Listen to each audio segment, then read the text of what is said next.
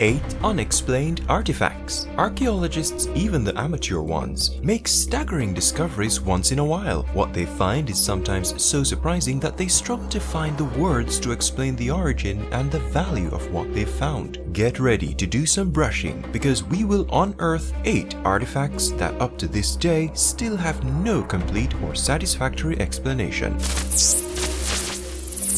At number 8. Witch bottles. At the site of the Civil War in Nottinghamshire, archaeologists made an extremely bizarre discovery in 2014. They found a 15 cm, 5.9 inches green glass bottle allegedly used as a witch bottle. This kind of bottle was born out of a scare in Europe and North America during the 1600s. Usually, the witch bottles were made of stoneware or glass. However, objects such as inkwells and candlesticks would be converted for such a purpose. The witch bottles were thought to have protected their owners against malign influences and evil spells. Ooh, really?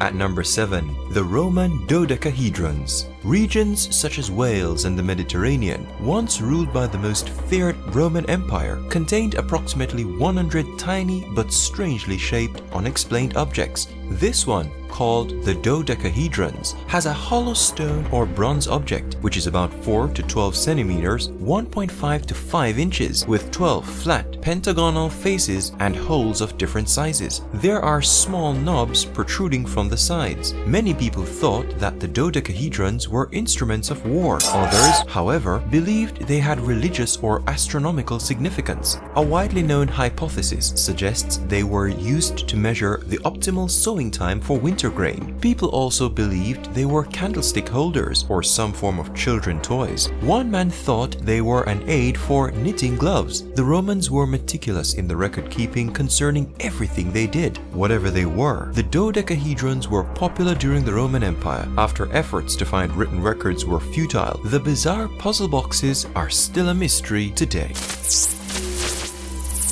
At number 6. The Antikythera Mechanism, a Greek ancient computer. Labeled as the very first mechanical computer, the Antikythera Mechanism was found in a shipwreck just off the Greek island of Antikythera, consisting of a box with external dials and a complex assembly of gear wheels internally. It was believed to have been designed to calculate astronomical positions. Leading the team studying this mechanism, Professor Michael Edmonds of Cardiff University said, "This device is the only thing of its kind. The astronomy is exactly right. Whoever has done this has done it extremely carefully." End of quote. Is there anything that exists similar to this, or that is mentioned in writings known from the period of its creation? I don't think so.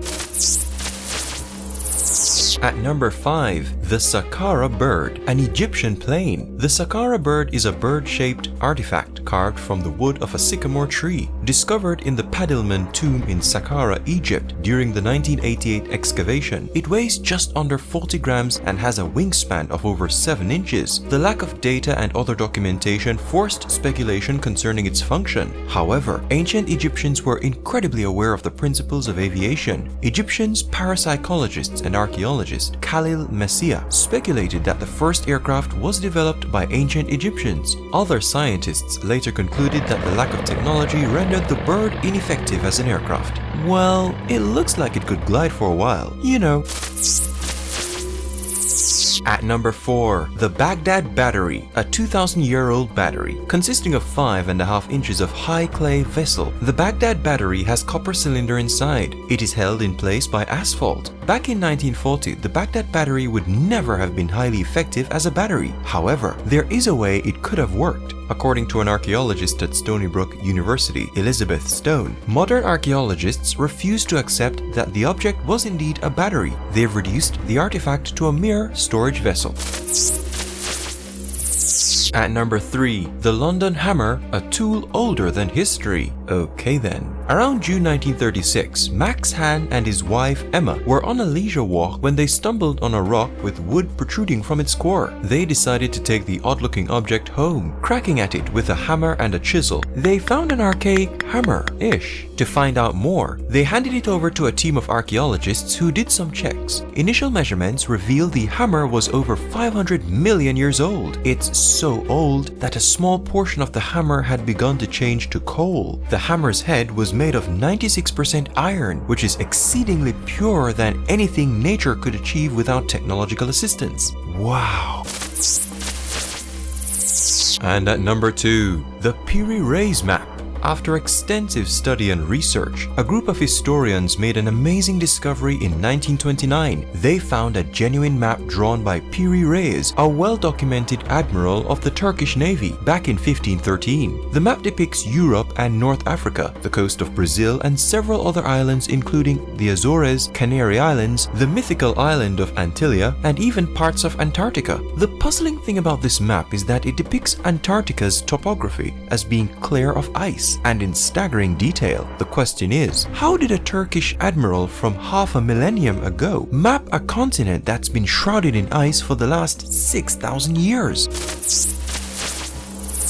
And coming in at number 1, the Saqsaywaman Walls. Spanish conquistadors were the first to be fascinated by these truly amazing walls, which are nestled near the city of Cusco, over 3,500 meters above sea level. The Spanish conquistadors were bemused by the fact that these walls were built by people who were regarded as ignorant and lacking the ability to reason logically. There are 3 concentric walls. The average measures around 360 meters in length and 6 meters in height. The walls were made from limestone blocks that weigh about 300 tons each. No mortar or any kind of cement to blind the walls were used. Scientists have struggled and failed in their meticulous attempts to replicate the tight joints of the Saqsaywaman Walls on a much smaller scale.